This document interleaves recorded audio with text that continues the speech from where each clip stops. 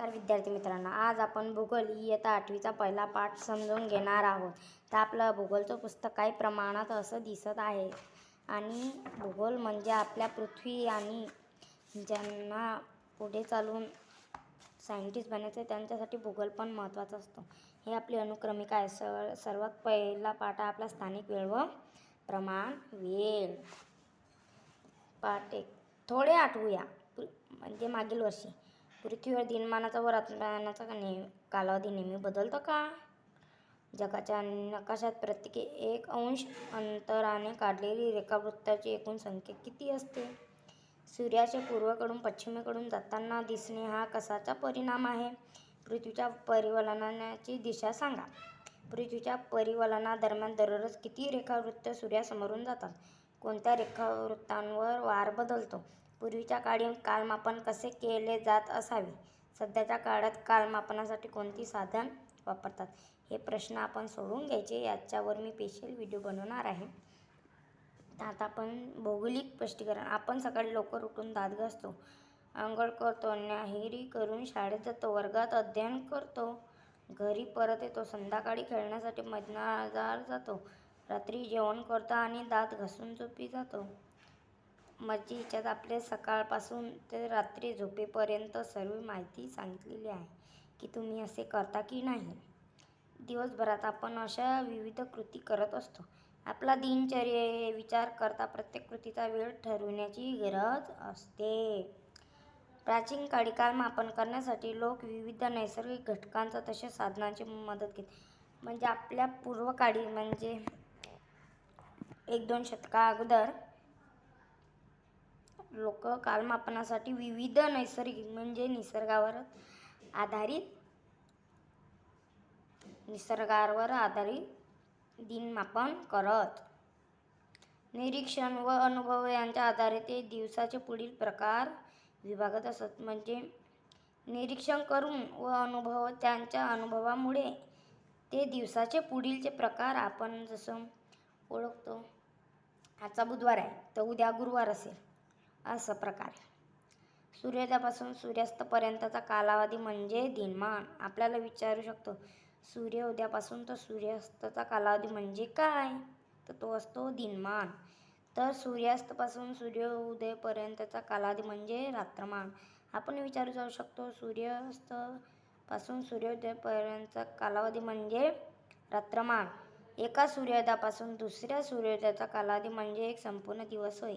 तर आपल्याला विचारला जाऊ शकतो संपूर्ण दिवस कशाला म्हणतात? तर एका सूर्योदयापासून दुसऱ्या सूर्योदयाचा कालावधी म्हणजे संपूर्ण दिवस होय. पूर्वी नैसर्गिक घटकांच्या संदर्भात तसेच घटिका, पात्र, वाळूचे घड्याळ इत्यादी साधनांचा वापरून वेळ सांगितला जात असे. म्हणजे जसे वाळूचे घड्याळ ते आपण एखाद्या कार्टूनमध्ये डोरेमॉनमध्ये बघितलं असेल किंवा सिंचानमध्ये बघितलं असेल ते असतेच. कारण डोरेमॉनमध्ये ते जेव्हा सुनेची मम्मी नूडल्स बनवते तिच्यामध्ये दाखवलेलं आहे. त्यांनी अभ्यास सोडून दुसरं काही सांगत आहे. त्यामुळे पृथ्वीचे परिवलन होण्यास 24 तास म्हणजे 1 दिवस कालावधी लागतो. सूर्योदय ज्या बाजूस होतो ती आपण पूर्व दिशा मानतो. ते विचारला जाऊ शकतो सूर्योदय कोणत्या बाजूस होतो? तर ती बाजू आहे पूर्व दिशा. या अनुषंगाने विचार करता पृथ्वी स्वतःभोवती पश्चिमेकडून पूर्वेकडे फिरत पूर्वीच्या परिवलनाचे परिवरण म्हणून आपण सूर्योदय, मध्यान्ह, सूर्यास्त, मध्यरात्र अनुभवतो. तर आपल्याला प्रश्न विचारू शकतो पृथ्वी स्वतःभोवती पश्चिमेकडून पूर्वेकडे फिरतात आपल्याला काय जाणवते? तर सूर्योदय, मध्यान्ह, सूर्यास्त, मध्यरात्र अनुभवते. परिवलनाच्या दरम्यान पश्चिमेकडील रेखावृत्त क्रमाने सूर्यासमोर येतात तर पूर्वेकडील रेखावृत्त क्रमाक्रमाने अंधारात जातात. तर आपल्याला विचारू शकतो पश्चिमेकडील रेखावृत्त क्रमाने कशा समोर येतात व पूर्वेकडील रेखावृत्त क्रमाने कशाकडे जातात? तर ते सूर्यासमोर व अंधारात. जे रेखावृत्त सूर्यप्रकाशात येत असते तेथे सूर्योदय होत असतो. या उलट जे रेखावृत्त अंधारात जात असते त्या रेखावृत्तावर सूर्यास्त होत असतो.